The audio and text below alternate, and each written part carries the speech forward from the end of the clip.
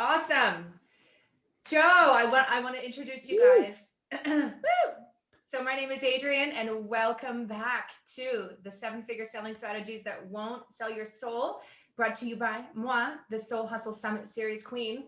I want to introduce a special friend, and it sounds weird when I say that, a special friend. You know, we share a motherland. We share a motherland. It's just you, me, and a plate of poutine. That's it, baby. Joe, the ginger beard Girard, as I have dubbed him now, going Sure, I like forward. it. All the way from beautiful Victoria, British Columbia, a location close to my heart, near and dear to my heart. And Joe was going to share with us, like, I can't even, describe what it is that you're doing, but we're going to put the people back in sales, and we're going to stop being salesy weirdos. Is that There it is, baby. there? It is, That's it. baby. Don't That's be the a end of the interview. salesy You nailed it. weirdo. Tell us what you are working on right now from a consulting standpoint. Yeah, I got a lot of stuff on the go right now. It's been an interesting year, I think, for a lot of people. And sales, I've been in sales over 20 years, and I've been a consultant, a coach, whatever, for the last probably 7 or 8 years.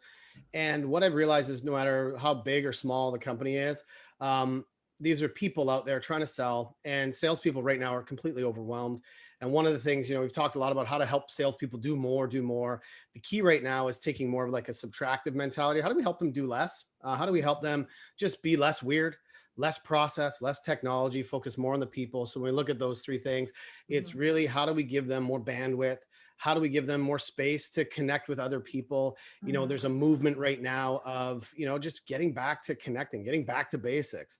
And that's kind of one of the things that I really try and help people do is, I see salespeople all the time. They're sending 100 messages, they're sending all this stuff, using all these tools, trying to be as creative as possible. And then saying, people aren't interested. The reality is they're just not interesting. So we have to get back. Like I get messages all the time from people trying to sell, but it's not selling. It's not connecting. It's not human. It's weird, right? Okay, Joe, before you go Tell any me. further with that, I want to backtrack for 1 second. When you say salespeople, I think a lot of entrepreneurs get into their business or their genius zone or their soul hustle, and they don't realize that they have to wear that hat on occasion. And a lot of people, I think, have sort of a negative predisposition to salespeople. So when you're talking about salespeople, how would you put that in the context of an entrepreneur who's promoting their own business and their own service? Okay. Anytime you have to have a person talking to another person and you're trying to influence them to do something, it's sales, right? I mean, that's it. Let's just And call so it what it is. it is what it is, right? And we've tried to call it lots of different things. You can be a business development rep. You're a salesperson, right? So Yeah. I have a business. When I talk to somebody and I think they should buy from me, I'm a salesperson, right? When I'm coaching them on their business, I'm a coach. But when somebody's like, hey, how does it work? And should I buy it? And you go, yeah, this is how it works. Even if you're the assistant or you're somebody in marketing, if you're talking to somebody, trying to get them to do something, you're selling, right? And your relationships are always selling. You're trying to influence somebody to take action and do something. You're trying to change a belief. It's a sales move, right? And so I think the reason that we have this negative connotation is, the salesy weirdo aspect is that I think people try and put on this character that they think that's what selling is. And so what you see in the wild is a lot of amateur salespeople, because those are the ones that make you feel icky, right? The ones that are really good at selling, you don't even know they're selling. You don't know they exist because Like, it's I'm just a doing it to normal, you right they're just now, and you normal. have no idea. Yeah, they're just people. And we talk about there's beliefs in sales. You got to believe in yourself, your product, your company. But if you believe in that you are really helping that person, that they should buy this, that this is in their best interest, then that's the real belief that matters. And when I sold, professionally, it was, now I do it unprofessionally, I guess, right? But when I would have people come in my office, if they didn't leave without doing what I thought they should do that was in their best interest, then I feel like I failed them, right? If I couldn't influence them, then I had to get better at learning my psychology skills, my subliminal communication, my influence skills, my social skills, all that kind of stuff, communication, listening, questioning, giving a shit. All that stuff matters on the people side of it. Not what can I do to this person, but how can I get better for them? So what I'm hearing you say is we're not just all born natural salespeople. Yeah. That you can acquire and learn the skill. It can be Yeah. taught. Well, we're all people, we right? all have to work on it. We all have to work on it, I Yeah. think. Yeah, Yeah. 100%. I had a thought there and it escaped me. Um, you know, when you talk about being a salesy weirdo, Yeah. one of the things that really bugs me is like the approach sometimes. You know, we've got these incredible social media platforms where we can access just about anyone. And I know for myself, I have been approached by someone who's like, "Hey girl, like what's going on?" And then they launch right into some kind of like really like a third level question, like, "So what are your goals for Hmm. 2021?" And I'm like, "I'm sorry, who are you?" Like, Yeah. you know, those are to me, that's an unnatural approach to, and like, you haven't earned the right to ask me a deeply personal question like that. Totally. So how does your process kind of like work? Because you're Well, talking about, you know, streamlining technology and having sure. more. Yeah, well, I mean, sales, I look at sales like dating, like any relationships Yeah. is, and I look, one of the things that, the salesy weirdo aspect came about because fundamentally I'm like a big sales nerd. I love listening to sales calls and I Yeah. love listening for that, like that subtle interplay between two humans. So a lot of the stuff that happens in between the things that we're saying, a missed opportunity to connect or ask a question, or there's a nugget right there. Let's go with that, Mhm. take that deeper and just really listen and care. Right. And Mhm. so once I listen to more and more calls, I'm like, so this person that I was coaching is awesome when we're talking. But the Mhm. moment they got into sales and they missed this opportunity, they became weird. And I know for me, when I get weird, I talk more, right? That's my trigger, right? So Right. what happened was I said, okay, well, you're just being weird. How do we undo this? We start looking at emails. We start looking at text messages and saying, okay, well, this email, would you send that to a friend? Would you actually send that to somebody you care about? If you wouldn't send that to somebody you care about, why are you doing that to your customers? Why are you pushing people and checking in and trying to manipulate them into taking action when you could have a much better conversation by researching, by caring a Mhm. little bit more about what's in it for them and putting it into Mhm. context that matters to their world so you can serve them whether they buy now or in the future. It's Mhm. building that relationship from the beginning, whether they respond to you or not. And it's the power of reciprocity gets built into that. And the funny thing that a lot of people find is like they go, I don't have time to do all that.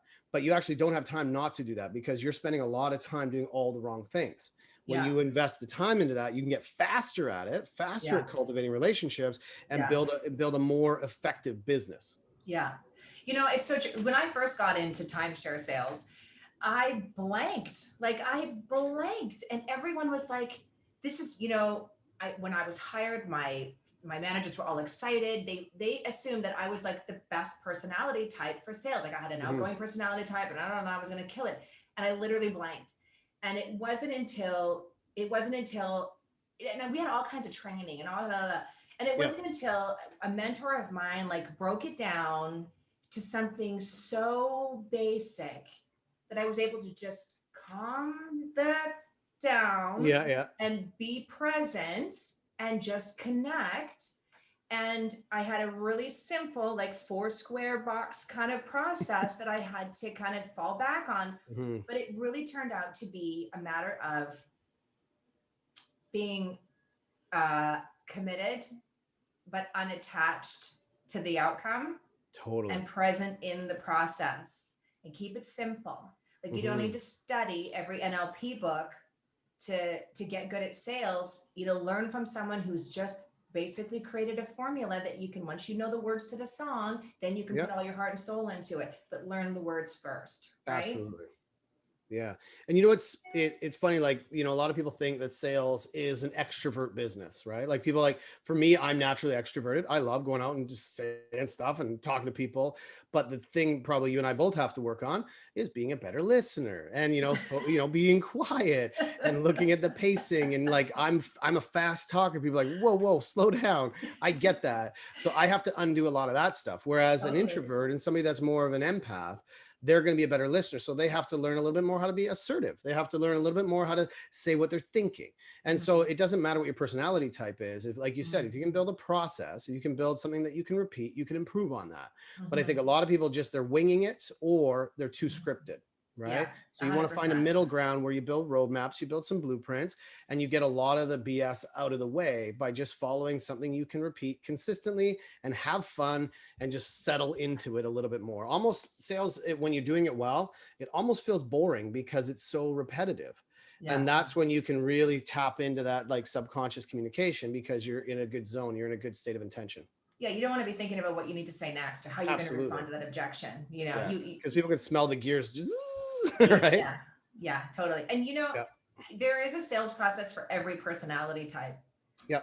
I should craft that one. There is a sales Good. process for every personality type. You don't have to be the extrovert. Like you can, like you Mhm. said, use those gifts and skills to your benefit, and then work on the ones that are a little scarier for you. Yeah. You know, like ask, like an extrovert will ask for your business.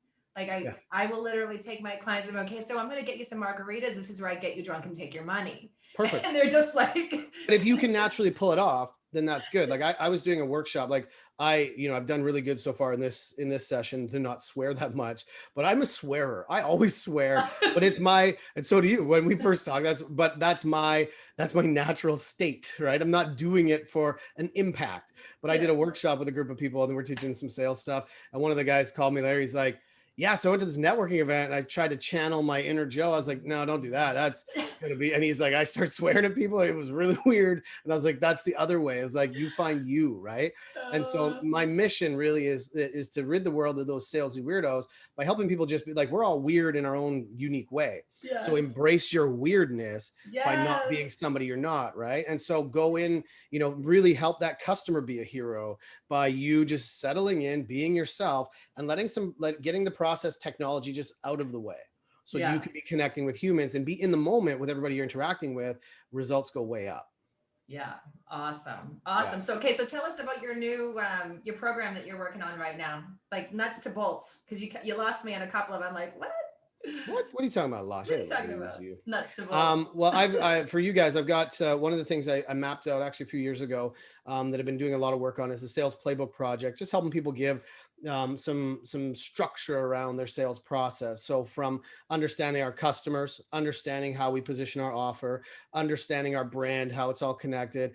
And then what I've built inside of there is just a lot of stuff on how to, the mindset, the psychology around selling, how to ask better questions, how to be able to build insights, and then leading into the communication and contact strategy so that you can then plug all the stuff that you know about your business into that contact strategy so you can kind of settle in and just have something that you can repeat. So you don't have to try and invent it for every person. But the whole purpose around that playbook and that contact strategy is whether they engage with you or not, you're building a relationship with them by the things that you're doing. So you're not just trying to pitch an offer and then beat them over the head. You're trying to make sure that you're talking to people about the right things at the right time. Interesting. So given that, and this has been one of the main themes, one of the main themes of this whole summit, because, I noticed out there in the industry that there's a lot of marketing catered to people who are terrified or want to avoid the sales call at all costs. Yep. How important for an entrepreneur do you think it is to actually engage in an enrollment process or enrollment call with their prospects versus writing some fancy copy and spending lots of money on ads? Like, what's your advice when it comes to that? Yeah, well, I think the enrollment call, it really depends on what your business is. For me, there's a couple things. I do my own enrollment calls, and the best ones are they've looked at my stuff, they've looked at some things, and they go, hey, you seem like somebody I want to talk to. I think you can help me. And through the process of my marketing, maybe some pre-selling frameworks or maybe some outreach I've done, by the time they get to me, they have a pretty good idea who they're running into, right? They probably heard me swear a bunch of times. And so they're like, hey, I think you can help me. And so now my job on that call is to kind of validate some of those assumptions, reduce some of the risk. My best calls are like 15, 20 minutes where I'm like, yeah, this totally makes sense. Here's what we should do. And they go, yeah, that sounds great. Send them an invoice. They pay on the spot, say money sent. That's what it should feel like. How do you get them to that point? Like, this is where the juice is right here. Like, how do you get them so familiar and comfortable and aware of who you are and what you do that by the time they get on the phone with you, they feel like they know you already? Well, I have a few different ways myself. I mean, I have lots of stuff that's out there on YouTube and different things. So I might do it through, say, maybe email sequence or maybe previous relationships, warm introductions. It really depends on the business. But, I'm not, you can do a lot of cold prospecting, but if you're doing cold prospecting, all you're trying to do is warm people up. up with maybe the things that you share. So whether people are finding you inbound, so a lot of people come to me inbound, but you can do a very similar thing doing outbound. You can use video emails. You can use, content that you've built to say, hey, you look like somebody that we've helped before. You look like somebody that are probably dealing with these things. If you are, here's something that you might find helpful that we found. If this makes sense, I want to talk to you about this. And then you continuously give them value in things that might, elevate your position in their mind. And there's a power of that reciprocity. If you've just tried to help somebody repeatedly and said, I want to connect with you, and here's some good stuff. But if you just say, I want to talk to you, and here's my offer, and then you contact them every week, I want to just check in. Did you get a chance? I want to check in. I want to check in. And you're bombarding them with that. That's where they're going to say, they're not interested. It's like, that's where you're not interesting. Right. Yeah. So for me, if I'm doing outbound or inbound, there's some nurturing in there. There's some relationship building in there. There's some trust building in there. You can use tools to do that. But by the time they talk to you, they should feel like, I can't wait to see what's going on. So everything we're doing is selling the value of that conversation. And whether you buy from me or not, at the very least in this conversation, you're going to get this. And so they're coming in a little bit more structured. And again, like the whole prospecting thing, you got to be so careful not to make assumptions, like this is where you get salesy weirdo-ish. Absolutely. Is when you assume things are wrong with their business. Yeah. So there's a lot of fear-based selling. Yeah. What's that? There's a lot of selling that trains on like how to do it from fear. I'm not a big fear-based seller. Yeah. And it's okay to like highlight the pain factors, but if you're going to approach someone, you don't want to lead with like, you must be suffering this in your life, or, how much weight do you want to lose this year? And I'm like, stick up. I'm fine. Leave me alone. Like, you don't want to get someone on. Like if it's the same defensive thing. Well, it goes with your friends. I wouldn't text my friend, be like, hey, fatty, I have an idea for you on how you can be less fat. Yeah. Right? Like that's weird. Exactly. That's weird. And so like, hey, I know your business is struggling. So I want to sell you this thing. They're like, that's a weird text message, right? I know your business is struggling. Yeah, I know. Like what problems are you having right now? Totally. Yeah. Like, well, if you want to keep continuing down this path of being a crappy person, well, then go ahead. But if you want help out of it, I'm going to rescue you. It's like, come on, man. Yeah. So we think more about, yes, everybody's got challenges, and yes, everybody's responding to challenges, but you have to turn those challenges into opportunities. What I would text my friend is like, dude, I see you guys are doing this. Are you guys finding it's tough to do these things? Because I bet you if you started to look at this and this and this, you guys could do this. They'd be like, what are you talking about? Let's get on a call. That's how it should feel, right? Here's an opportunity. Go do something with it. I tell a lot of people, I don't want your today money. I want your tomorrow money. If I can help you improve your position, I become an asset for you, not a liability. So I don't want to be a cost to anybody, especially I'm a sales guy. If I can't help you make money, why am I here? Yeah. So if I help people improve their position, then we can talk about a lot of other stuff. And that's where a lot of my bigger clients have come from. It's like, let's start with something. Let's go solve this next week's problem, this 30-day problem, create a good problem that comes from cash, right? Awesome. Gold nuggets.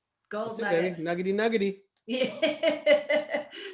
So we are both pretty fast talkers here. We're blowing through our time. Let's do it. What other words of wisdom would you give an entrepreneur who is starting out or looking for reasons to avoid the sales call, or wondering why their calendar is not full of clients, but they're really not engaging in any kind of process to bring new leads in the door? Yeah. I think the biggest thing that I see is people are leading with their offer. You switch your mentality and lead to your offer, right? And really get an understanding of what are people dealing with? What are they trying to solve? What are they looking for? Write your content, write your stuff to say, hey, if you're in these positions, here's some stuff you might want to consider. And if you consider those things and you've done these things, now it might make sense for us to have a conversation. And the conversation is not, should you buy my offer? Our conversation is, should we continue this conversation? So it should be, at the very least, you're going to get some value in our discussion. If it makes sense for us to continue, I'll tell you. If it doesn't, I'll tell you, and then just really take the pressure off of trying to close people, but trying to, open them up and see if it makes sense if you want to build a relationship. Awesome. So this whole summit is all about giving value. And you've given some amazing nuggets today. And I know you have a special gift for all of our audience who have taken the time out of their day to glean all this knowledge from these sales ninjas. What Yeah, do well, you have for us, you Joe? forced me into giving things away, I know which I it's did. fine. So again, the today and the tomorrow money thing, you did beat me up. And but I built a course this year, the Sales Playbook project, primarily because I do a lot of coaching, consulting around that. And that course I'll give you guys away for free because if people can, I know the challenge with courses and challenge with programs is you got to do something with it. Yeah. So ultimately, I don't care what people pay for it. I love giving it away. If they go make something happen with that, then they can start to look at, well, what's possible, right? So the whole reason of building a course is to change realities and create possibilities and make it accessible. So once you go through that, then it's a case of, should we do some more cool stuff together? We want to create some testimonials for your new program. Yeah, so baby. You guys get out there, download Joe's offer, put it to work, actually do the work, do a little role play with your friends, and give the man some feedback as your sales numbers just skyrocket. And inside of that, then there's ways to connect with me as well. If somebody needs some help, they want some perspective on their own sales process or just getting out of their own way and just not being weird, that's what I'm helping people with. So whatever I can do to help you guys, let me know. Awesome. Joe, thank you so much for coming on the summit and sharing your wisdom with our people. And we look forward to doing this again. We're going to do more of these. We're going to pick up some other crazy subjects and tackle entrepreneurial problems. I love it. Thanks for having me. This is fun. Awesome. Okay, well, I'm going to sign off now, and we'll see you guys on the flip side. Yeah.